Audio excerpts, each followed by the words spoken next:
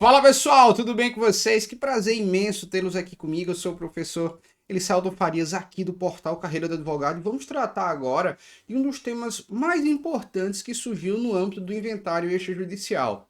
É a possibilidade de realizar ou não inventário extrajudicial quando existir um testamento junto a essa sucessão. Aproveita aí, você que está chegando nesse exato momento, deixa o seu like.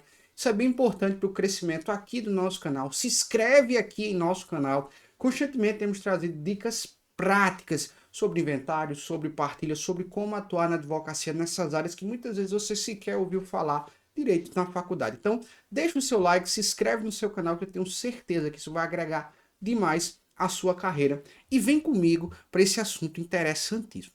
Pessoal, quando a gente trabalha com inventários, existem duas maneiras de a gente procedimental ou de realizar um procedimento de uma partilha de bens. Todo mundo vendo a tela aí. Uma maneira é a judicial, e como o próprio nome já diz, sem erro, você vai utilizar da tutela do poder judiciário para isso, ou seja, você vai entrar com uma ação, e essas ações elas podem ser divididas no inventário, procedimento comum, ela pode ser dividida ainda em arrolamentos, e esses arrolamentos têm duas espécies, que é o arrolamento comum e o arrolamento sumário. Tal qual que nós chamamos de adjudicação de herança. Adjudicação de herança. Esses itens estão no âmbito da seara judicial de um inventário. Eu entro com determinada ação, com determinados documentos. Ocorre que nem todos os inventários careciam de lide. Nem todos os inventários os herdeiros estavam em conflito, nem todos os inventários tinham essa resistência quanto à partilha de bens. Foi daí que surgiu, em 2008, uma lei muito interessante que previu o inventário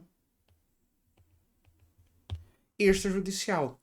Ou seja, era facultado aos herdeiros agora não mais ter que buscar o poder judiciário para tal, mas sim poder realizar uma escritura pública lá no cartório de notas. Então, era uma forma muito grande de desburocratizar o inventário, porque muitas vezes, pessoal, você vai enfrentar aí na sua vida da advocacia sucessória inventários mais simples. Às vezes é só uma casa, um carro, os herdeiros estão de acordo, olha, a casa fica com mamãe, nós ficamos com o carro.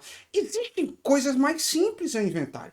Todo mundo está de acordo, todo mundo está disposto a fazer o mais importante de tudo, que é pôr o fim o quanto antes a esse processo de inventário. Então não há um certo empecilho para que a gente possa realizar isso através dessas medidas extrajudiciais. Então a escritura pública é um instrumento interessantíssimo. Para que a gente faça um inventário extrajudicial, a gente precisa de alguns requisitos. O primeiro deles é que não existe interesse de menor ou incapaz. Por quê, pessoal? Uma coisa simples.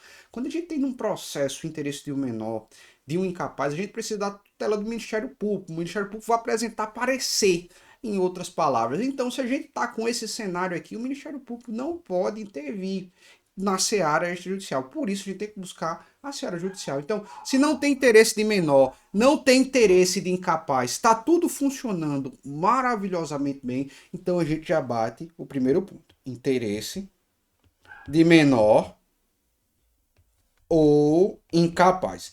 Calma que não termina por aí a nossa conversa. Interesse de menor ou incapaz não tem. Beleza. Qual é a segunda coisa? Gente, a gente está na seara extrajudicial. Não é possível que exista a pretensão resistida. Por quê? Na seara extrajudicial a gente não vai ter o Estado juiz. Não vai ter um Estado, não vai ter um juiz para decidir o que fica para um, o que fica para outro, como é que fica para um, como é que fica para outro. Então, a segunda coisa que eu devo ter nesse exato momento é a inexistência de lide. Não pode existir lide entre as partes. Ou seja, ninguém está em conflito. E uma coisa importante que vale dizer aqui. Não só lide entre as partes, quanto lide entre terceiros. Porque às vezes assim, as partes são ok, mas alguém quer um patrimônio daquele inventário, seja porque alega ser um credor, seja por causa disso, daquilo outro, tem um incidente aí de uma investigação de paternidade. Não pode existir nem lide entre as partes, nem lide e terceiros. Por quê? Porque a gente não tem a tutela do Estado juiz. Aqui o tabelião só vai dizer, olha, isso é seu, eu só vou acordar, verificar se vocês cumpriram o requisito legal, fechou. E o terceiro, que é muito importante também, é acordo entre as partes, um acordo entre as partes. Por que, professor? Um acordo entre as partes é importante. Mais uma vez, pessoal, aqui o tabelião não vai estar para chancelar, olha, isso vai ficar para você, o seu direito é esse, o seu direito é aquilo. Não. O que você vai apresentar para ele é uma minuta de escritura pública, já dizendo, olha, a casa fica com fulano, fica com Beltrano, tal, tal. O que ele vai verificar? Verificar se, claro, a partilha preenche os requisitos legais já do artigo 1829 e seguintes das sucessões. Naturalmente, vai verificar se você cumpriu, se você pagou o imposto, foi feito tudo isso e vai, claro, confeccionar a escritura pública. Essa é a função do tabelião e essa é a sua função. O que com o advogado surge aí como importante? Primeiramente, um dos requisitos fundamentais para isso, claro, inclusive o requisito legal, é a presença do advogado, porque você vai ter que assinar a escritura pública. Já começa por aí, até para chancelar essa parte jurídica do próprio inventário. E a segunda coisa, que para mim é mais importante do que simplesmente ensinar, é você confeccionar a escritura pública. Qual é o que deixa muitos advogados, assim, de certa forma, temerários em relação ao inventário judicial? Porque tudo está nas suas mãos. Você vai pegar, você vai formatar as reuniões iniciais, você vai formatar a partilha, você vai formatar a dinâmica relacionada a esse inventário, você vai fazer tudo em relação a isso. Por isso você precisa saber muito bem todas essas minúcias de inventário, porque o que na prática você vai fazer? Entregar a minuta da escritura pública já para o tabelião só para verificar se está tudo certo e ele confeccionar a minuta oficial. Todo mundo compreendeu até aí? Aí surge um probleminha. Professor, bacana, eu compreendi tudo isso, mas e se por um acaso existir um testamento? Essa é a nossa pauta de conversa. Eu ainda assim posso fazer na seara judicial, porque isso causou muita confusão. Porque conforme o entendimento inicial, quando foi criado o inventário extrajudicial, não era possível a realização desse quando existisse um testamento. Por quê? Não sei se vocês sabem, toda vez que existe um testamento em um processo de inventário, a gente carece de outra medida. Essa outra medida é um procedimento específico de jurisdição voluntária chamado abertura, cumprimento e registro de testamento, pelo qual, isso mesmo, pelo qual você vai entrar com essa ação e o juiz vai verificar se aquele testamento cumpriu os requisitos legais. Olha, cumpriu esse requisito, o testamento está ok nesse ponto, cumpriu, obedeceu a lei, ok, homologa o testamento. Quando você pega o testamento desse processo aqui, de fato, você entra com o inventário. Então, toda vez que a gente tiver um testamento envolvido no inventário, numa sucessão, a gente precisa primeiro resolver esse pepino do testamento para depois seguir relacionada a essa sucessão. Isso é manual de procedimento. E o que aconteceu? Toda vez que existisse um testamento, estava impedindo de realizar na seara extrajudicial, o que, ao meu ver, era um problema gigantesco para as partes. Foi quando a jurisprudência do STF veio e disse o seguinte, olha só, se a gente tem um procedimento, uma sucessão, que tem um testamento, desde que as partes entrem em juízo, elas entraram em juízo, homologaram esse testamento, o juiz deu o aval, sentenciou, diz, olha, o testamento cumpre todos os seus requisitos legais e tá ok.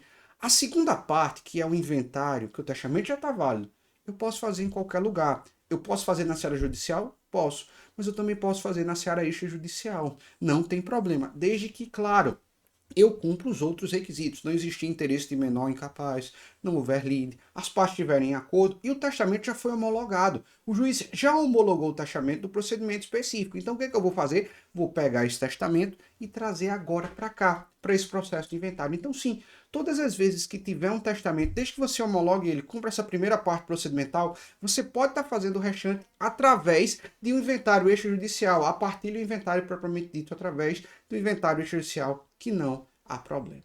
Gente, esses e outros conteúdos eu trago em muita profundidade dentro do meu curso sobre inventário e partilha. É a oportunidade de você aprender todo o passo a passo em um processo de inventário, desde a reunião inicial com o seu cliente até a sentença, até a expedição dos formais de partilha. Vai ser uma incrível oportunidade poder andar ao seu lado dentro desse universo, dentro de uma das áreas mais lucrativas. É o que eu sempre falo. Todo advogado, em algum momento da sua carreira, ele vai se deparar com o processo de inventário. Seja de forma direta, você pleiteando a ação de inventário, seja de forma indireta, você lidando com incidentes perto do inventário. Então, inventário, sucessões é algo que você sim tem que saber para sua carreira, para sua vida, para o seu escritório, para a sua prática. E eu convido você a conhecer o meu curso. Eu vou deixar o link de aquisição do meu curso aqui na descrição desse vídeo. Então você clica nele agora mesmo e vem comigo para o meu curso de inventário e partilha. O link está na descrição, clica agora mesmo.